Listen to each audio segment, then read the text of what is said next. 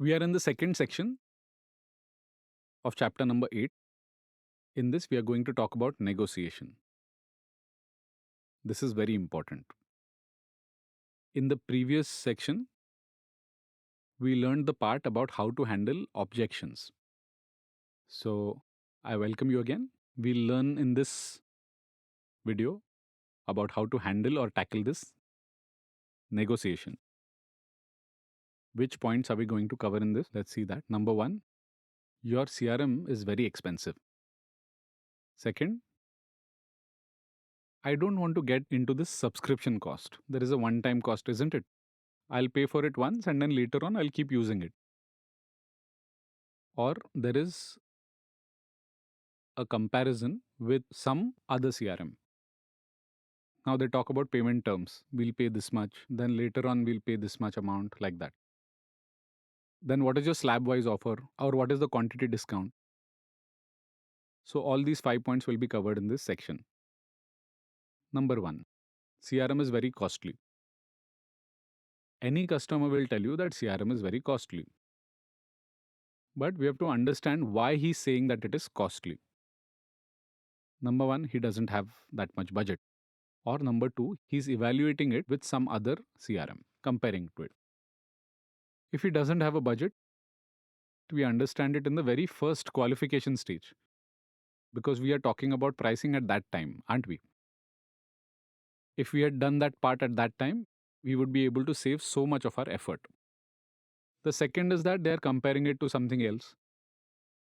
That means either we haven't delivered the value properly or we have not understood his problem correctly. We haven't explained how our solution would be able to solve his problem. If we do that properly, then people won't compare it with anything else. Still, he has every right to make a comparison, but we need to understand in detail which features they are comparing it with. What are these features? So we'll help him. Sir, if you're comparing with any other CRM, then just tell me the name and I will tell you whether your problem can be solved with them or not. I myself would suggest whether you should go for it or not. We have done this many times and it has been successful. And there we can tell these people whether their problem could be solved or not. We have been doing CRM for so many years, so we know all the strengths and weaknesses. So if you can share, we'll be able to help you with that. And yet, it is the choice of the customer. Another objection is that we do not want to go into this subscription mode. Give this one time only. In the 1990s, this used to happen. The software was given to you, and with that software, install the server or install it on every machine, and then it used to work. So that one time cost was for that.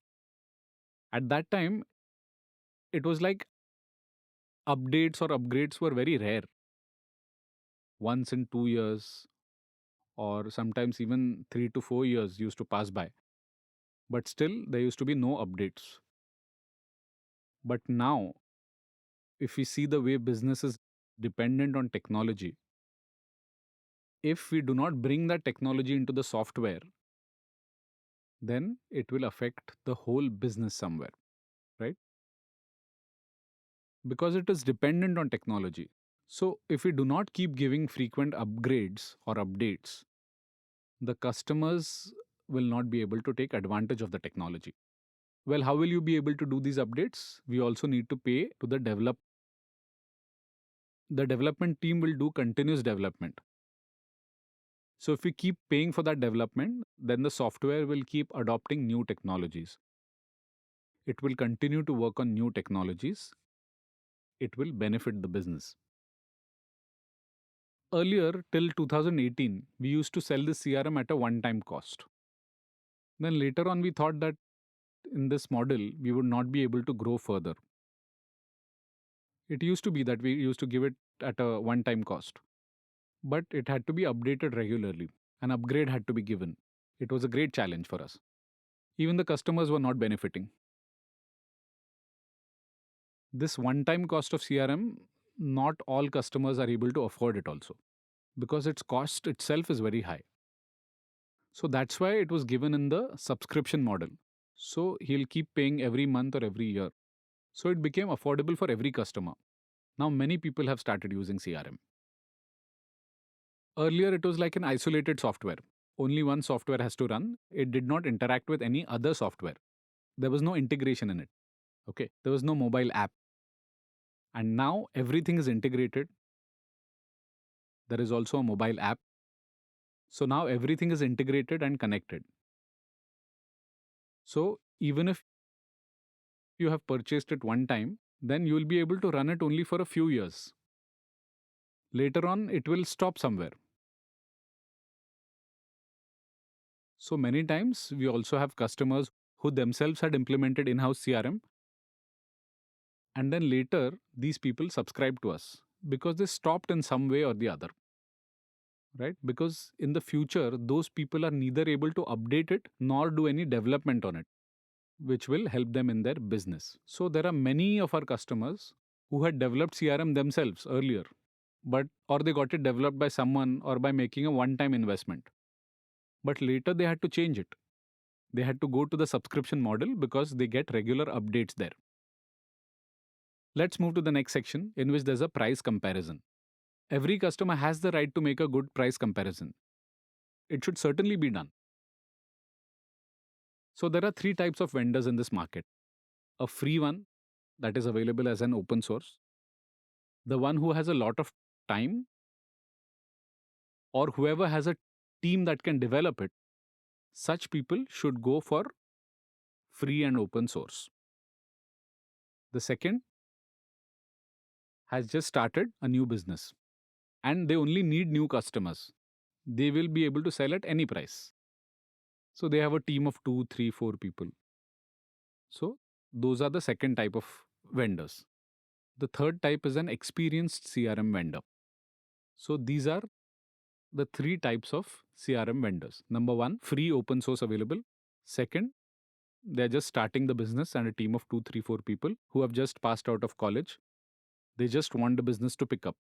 So they'll be able to sell it at any price. And the third type is experienced CRM vendors. Many of them have been established for many years. Still, if he does the price comparison, then I've already discussed that in the next section. We give references of our existing customers. We give their mobile numbers and contact names. We give the name of the customers and their cities. Or we can give him details related to his industry.